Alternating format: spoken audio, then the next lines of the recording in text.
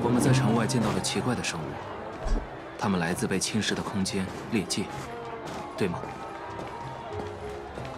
你们居然知道？是的，韩朝以外还有许多危险，你见到的怪物就是其中之一。银宗铁卫一直在与之作战，但局势并不乐观。待面见大守护者后，我希望能就此事询问你们的意见。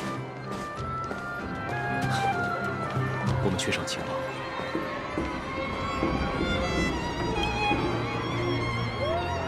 到了，这就是克里伯堡，贝洛伯格的心脏，筑城者的总部。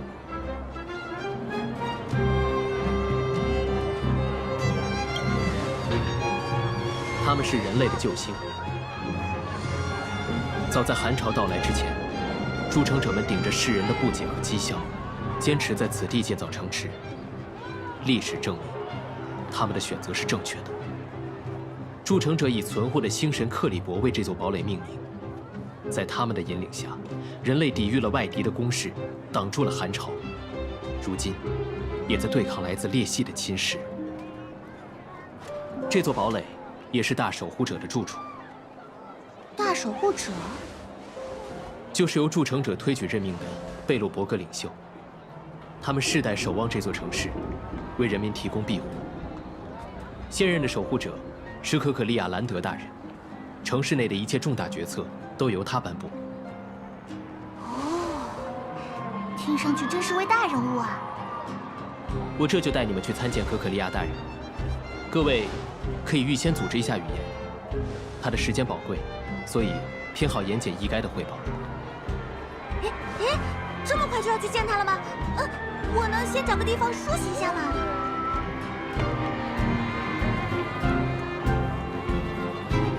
不过是沾了点血，没人会注意到的。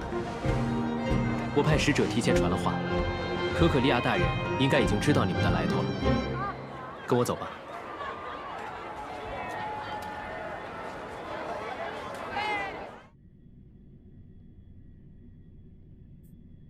但是，这样的牺牲毫无意义，您不可以。你可以退下了，布罗尼亚。访客到了。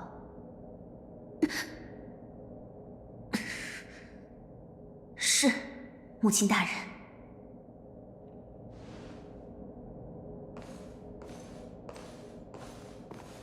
守护者大人，我带3位外来者前来参见。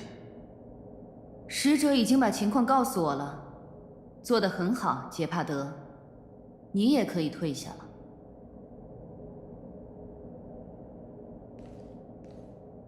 欢迎。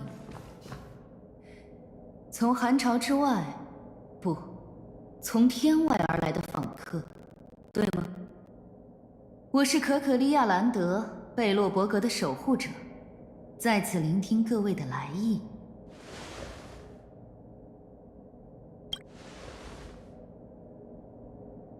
难道你很希望我怀疑吗？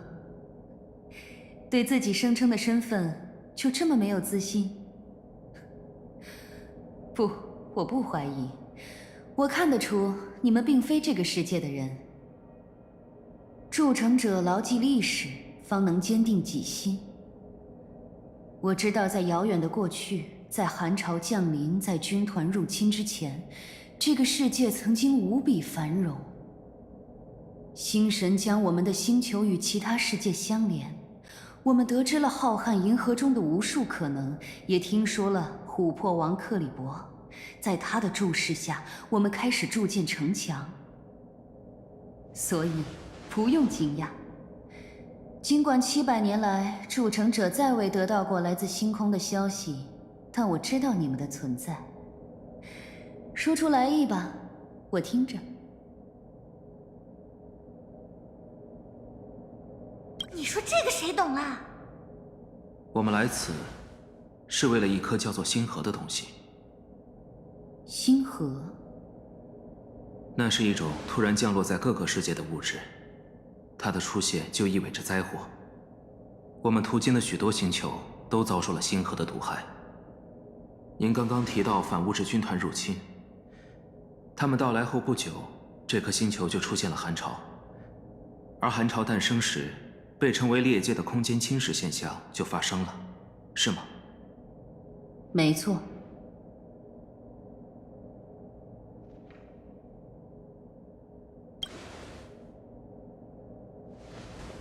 星河在每个星球上创造的灾祸都不一样，但每个被种下星河的世界都会诞生裂界。你可以把我们当作进行星际旅行的热心肠人士，专门向被星河困扰的世界伸出援手。你们把当前的情况分析得很清楚。没错，我们的确遭遇了这些灾祸，有些至今仍是我们的麻烦。但那与各位有什么干系？即使真的有这么一颗星河，它引来了灾厄，我也看不出这与各位的关联。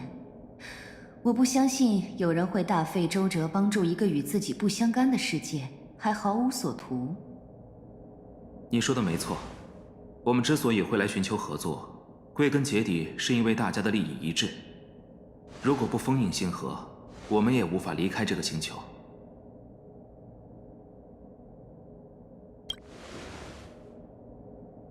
只要干掉星河，你们的世界也会更安全。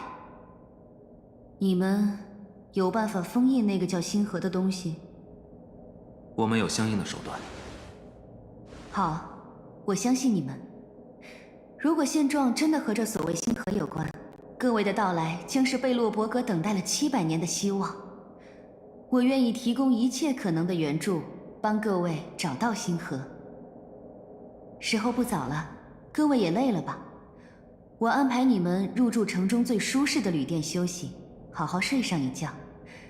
明天中午我会派人邀请各位，我们好好的商议这件要事。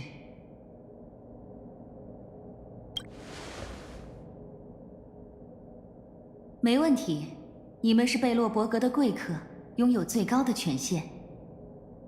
我也需要点时间调查一下所有可能与星河有关的记载。恕不远送。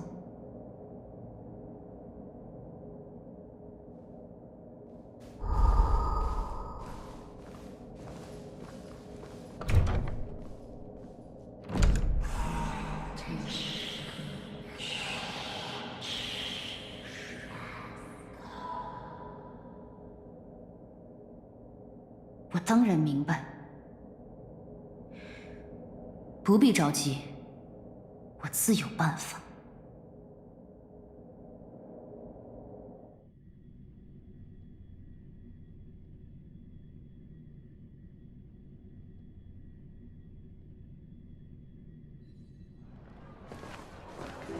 大守护者似乎对你们青睐有加，我得到命令，不必再限制你们的行动。毕竟是一城之主嘛，领袖派头十足，真酷啊！我还有公务在身，马上就要返回驻区，希望你们在贝洛伯格愉快。等一下，能推荐些景点给我们吗？时间还早，咱还想在这儿多逛逛。要说值得一瞧的地方，应是黄金歌剧院和历史博物馆。不过博物馆是需要凭证件进入的。我建议你们先去参观永东明碑，它是贝洛伯格最具象征意义的地标。要是你们对音乐感兴趣，可以去永动机械屋，那里偶尔会有露天演出，演出者你们自己看吧。还有，要入住歌德宾馆的话，请务必记得绕开它旁边那条铁围驻扎的巷子，那里近期受到了裂界侵蚀的影响，已经被封锁。侵蚀已经接近城市内部了吗？情况很严峻啊。我们正在与之对抗。告辞了，祝你们一切顺利。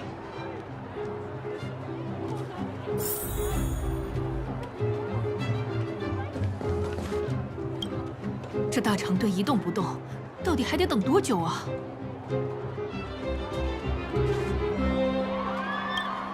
怎么了？有事儿吗？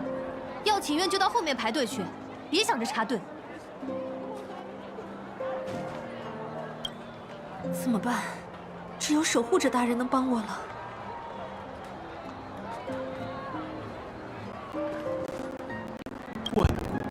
前跟你们说话的军官是杰帕德·朗道大人吗？杰帕德大人，他可是出身高贵的银宗铁卫戍卫官，那个出名的朗道家的公子。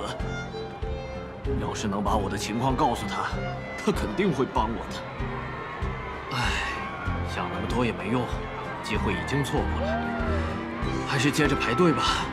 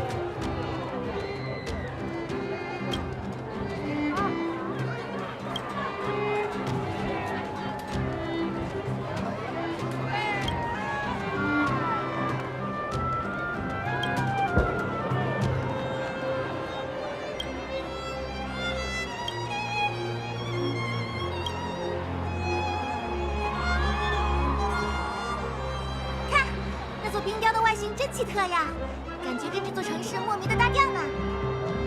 不管它是什么材质，反正肯定不是冰雕。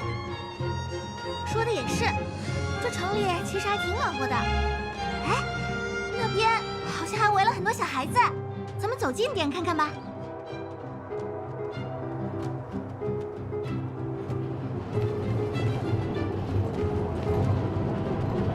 自我介绍一下。我是银宗铁卫的情报官，也是贝洛伯格历史之旅的临时向导，佩拉格亚·谢尔盖伊夫娜。大家叫我佩拉就好。哦，佩拉姐姐，请个别大人不要若无其事地模仿小孩子。好，小朋友们请看，这就是永东明碑，它是为了纪念伟大的筑城者而树立的。筑城者是新神克里伯的追随者，是他们遇见了危机，并筑起高墙，建立贝洛伯格，存护了人类文明的火种。直到如今，他们依然在管理着这座城市。永东明碑的碑体由2部分构成，象征知识与工业力量的齿轮，以及象征寒潮的巨大冰晶。这2个符号紧密嵌合，齿轮束缚住了冰霜，代表着筑城者们不屈服于蛮荒自然的精神。大家还有什么问题吗？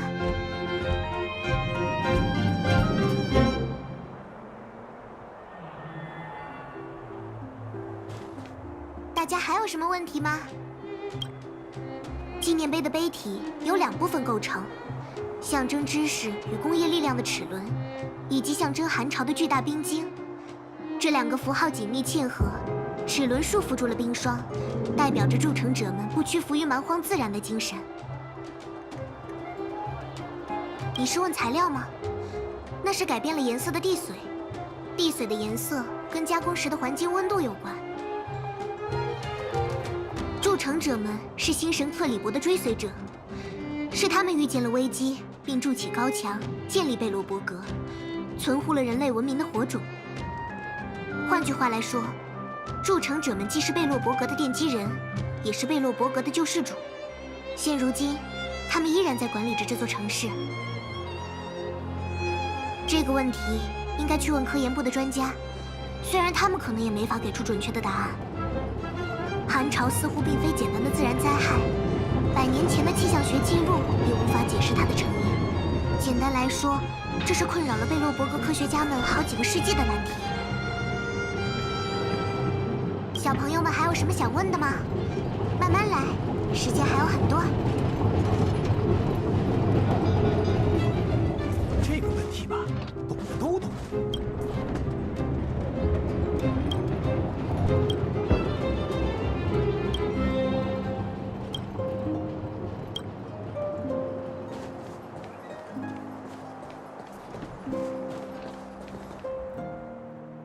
永动机械屋到啦！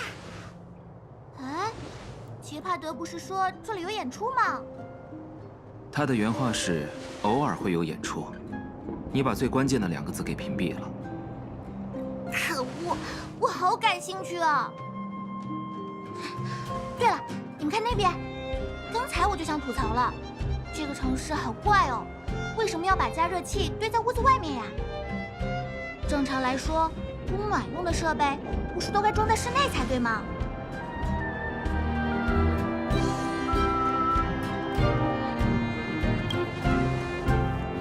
照你这么说，这群筑城者还挺天真的嘛。星河带来的灾害，小小的加热器怕是无能为力。你们对着坏掉的加热器还能聊这么久呢？哇哦，好帅气的姐姐！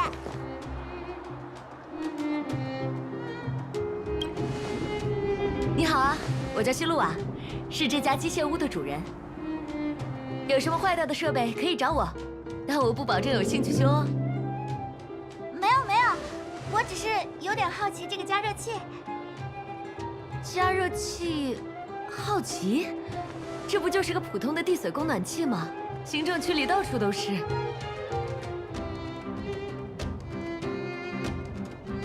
啊？这有什么？人人都知道我这家机械屋是什么风格。啊，我知道了。听一个嘴巴不严实的铁卫说，有几位外来者跟可可利亚见了一面，就是你们吧？这可真是稀客。来，加热器也好，什么也好，姐姐都跟你们好好聊聊。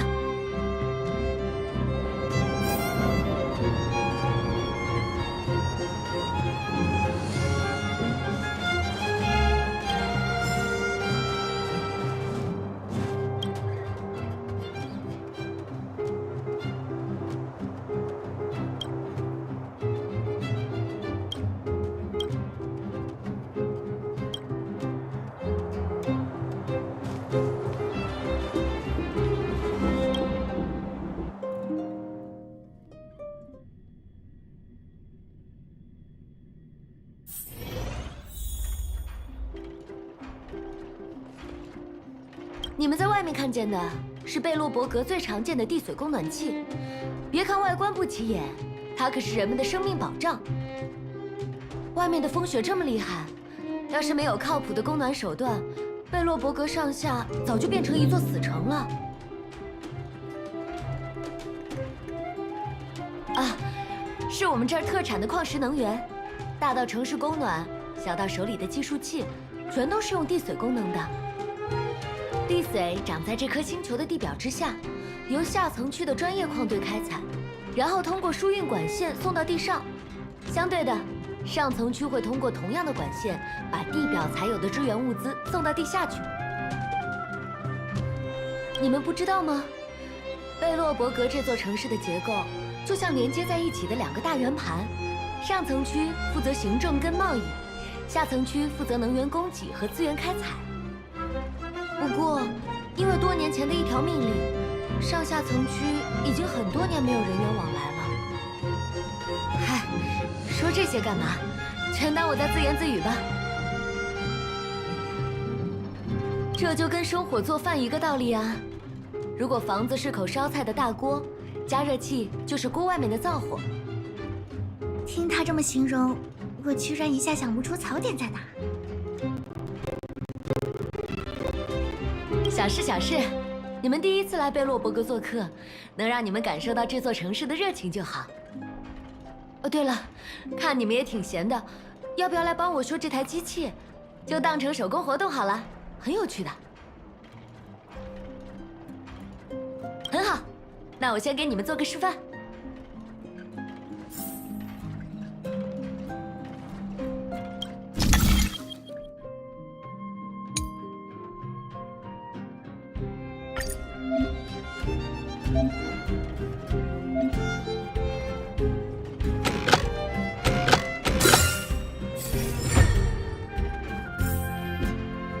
不错不错，手脚挺麻利啊，悟性很高。要不要考虑当我的助手？报酬可能一般，但其他方面绝对不会亏待你的。啊，你也太经不住诱惑了吧！开个玩笑而已，别当真。我得接着忙了，你们再到别处去逛逛吧。机械屋随时欢迎你们光临，当然也随时欢迎你们来消费哦。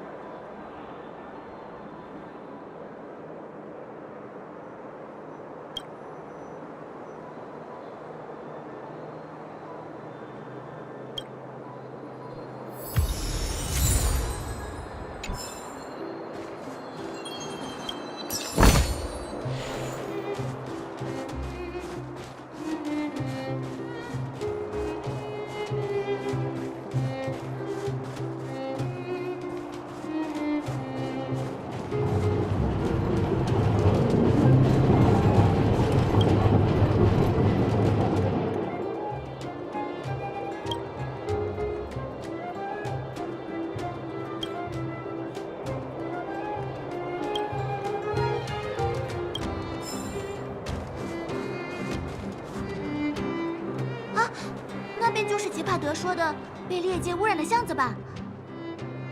居然是在离城市中心这么近的地方。要是放任不管的话，这附近的商铺和旅店用不了多久就要关门大吉了吧？退后，这是最后警告。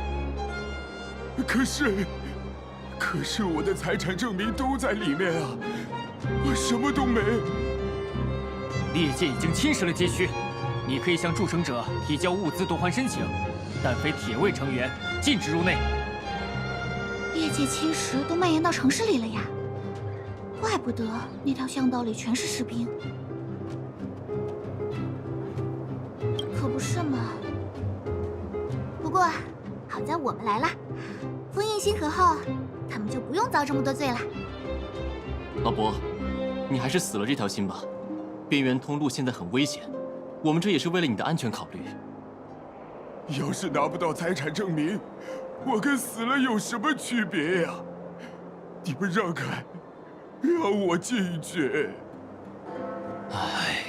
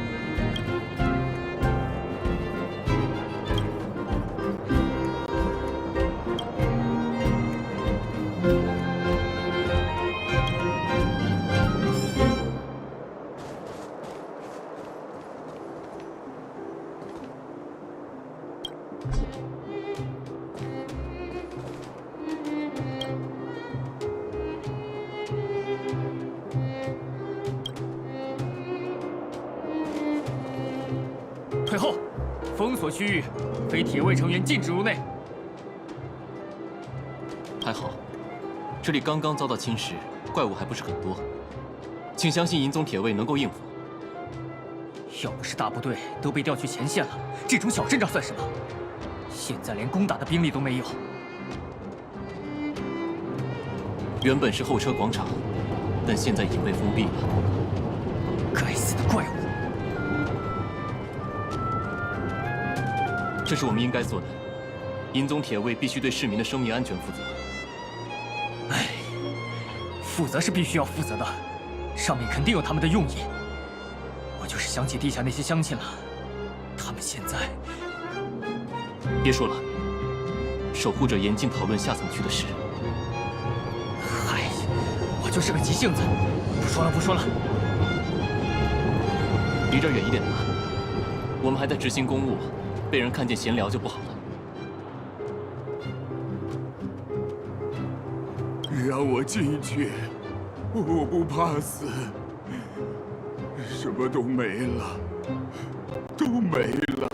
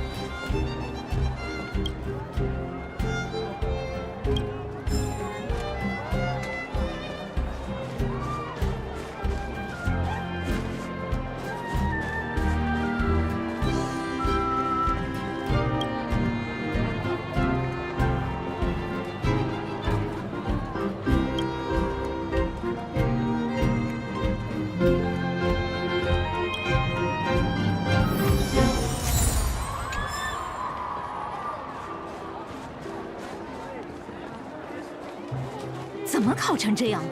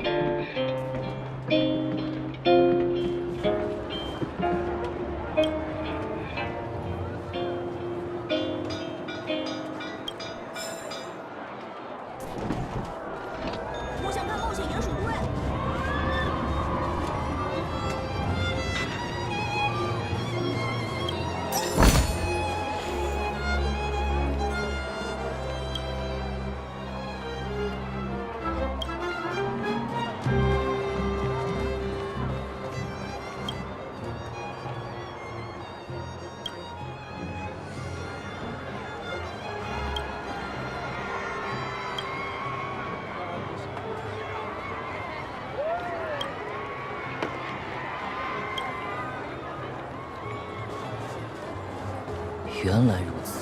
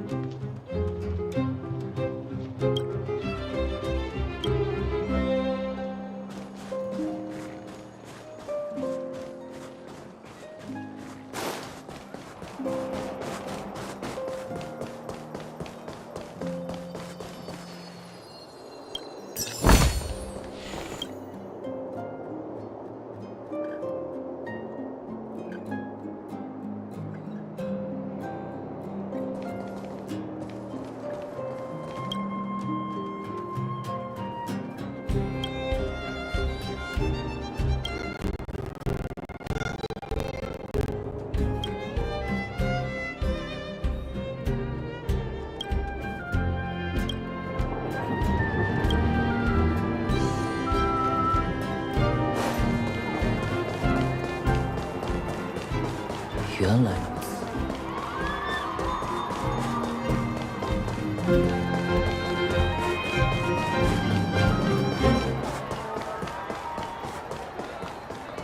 我有一朋友，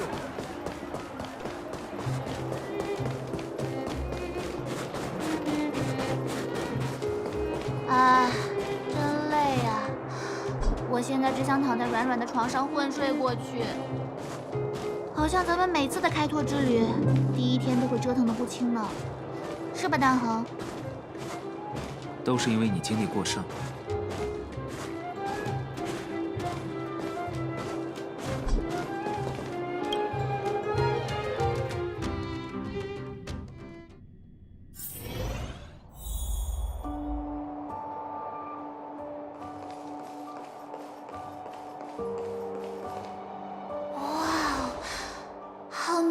大堂，今晚有软和的床垫和弹弹的枕头了。哎，晚上要不要打枕头大战？要不要？要不要？我觉得这酒店的枕头一定是鹅毛绒的。3月，当时在克里伯堡。哎，停！我知道你要说啥。3月啊，你当时的话太多了。3月啊，你不该跟不信任的人透露我们的目的。哎，我知道了，谁叫你们2个绕着圈打机锋，不好好说话。但是你看呀，现在结果不是很好吗？我们得到了贵宾待遇，超豪华的酒店，还有当地势力的全力支持。看来这次的开拓任务也很顺利。不，我想说的其实不是这个。好吧，好吧，那你说。当时在克里伯堡，你注意过那位大守护者吗？那当然了，跟你们冒险这么久，我的观察力被打磨的，那可不是一般的凌厉。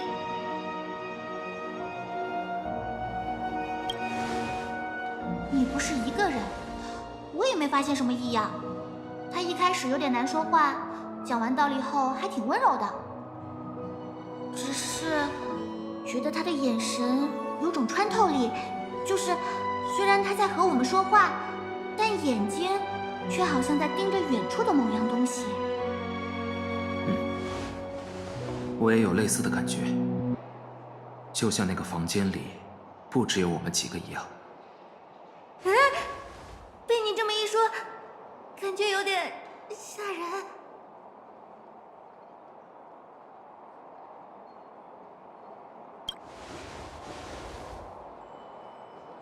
不可能逃过大雄的眼睛啦！可能是我太敏感了。他承诺要帮助我们，希望他不会食言。早点休息吧，为明天的谈判养足精神。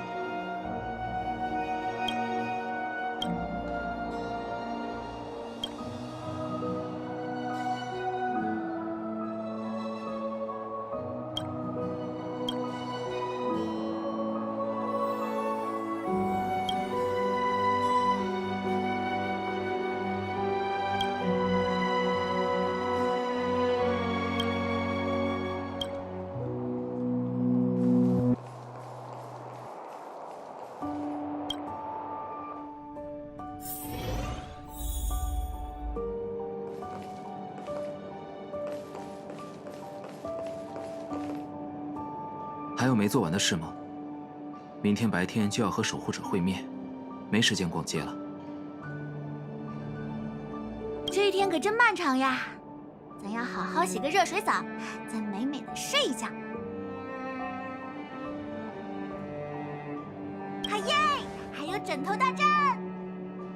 早点睡吧，保存精力。能预见未来几天都会很辛苦。那我回房间啦，列车熄灯了。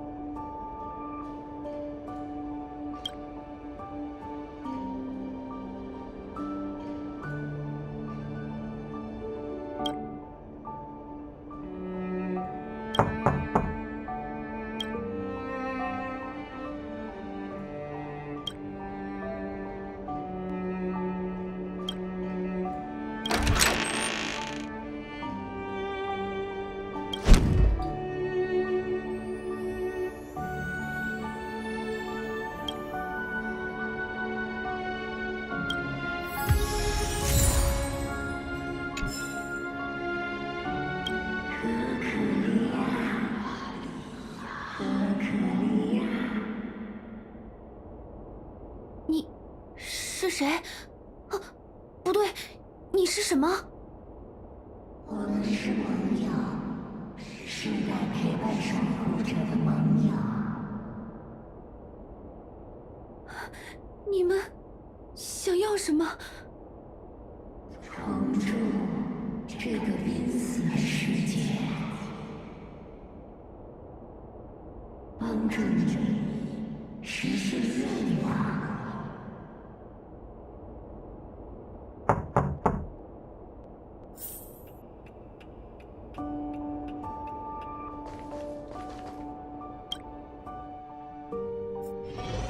你听见了吗？旅店门口来了一群银宗铁卫，但似乎来者不善。如果说是来迎接我们的，那气氛也过分凝重了。感觉了，感觉。先去会一会他们吧，在这里瞎猜也无济于事。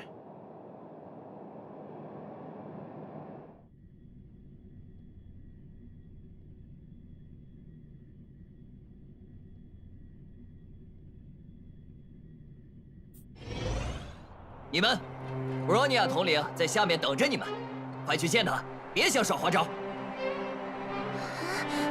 咱们不会摊上什么大事了吧？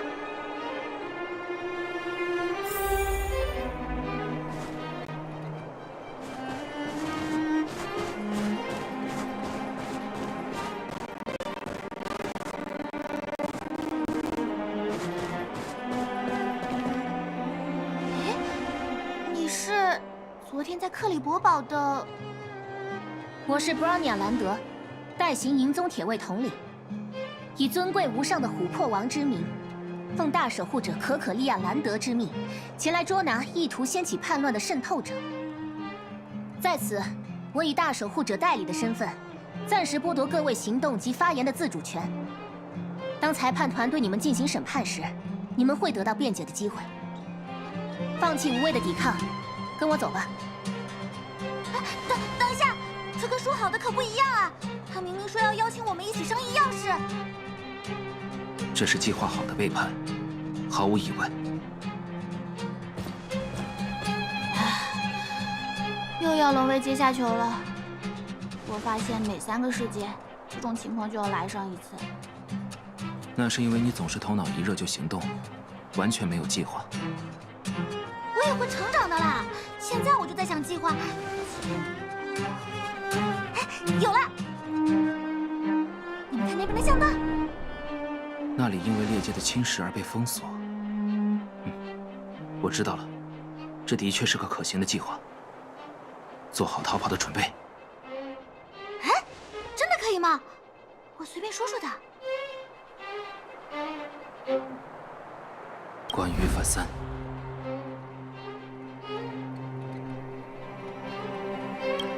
嘘，这是列车团的老暗号了。数到1的时候，你就跟我们一起跑。君命无二。喂，嘀咕什么呢？快跟我们走！平城结义。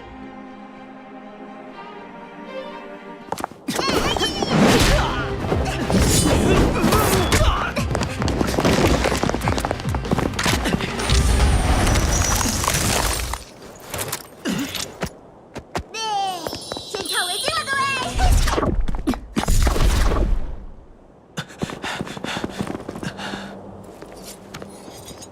切！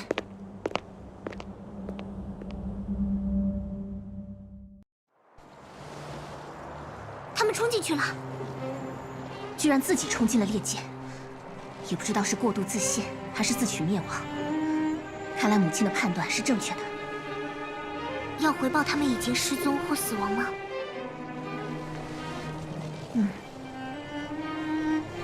不行，大守护者的命令是捉拿犯人，不能因为他们逃进封锁区就拒绝追击。不管是死是活，我都得亲见为证。是。我现在还能做到的事，就是斩除威胁贝洛伯格的恶徒。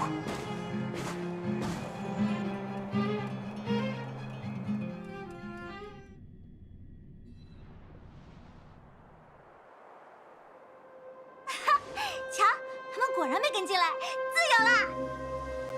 活该！想逮住我们，还早了几百年呢！嗨，功劳是大家的。银宗铁卫只是被我们打了个出其不意，用不了多久，他们一定会追进来的。沿着道路移动吧，先确保安全，再做下一步计划。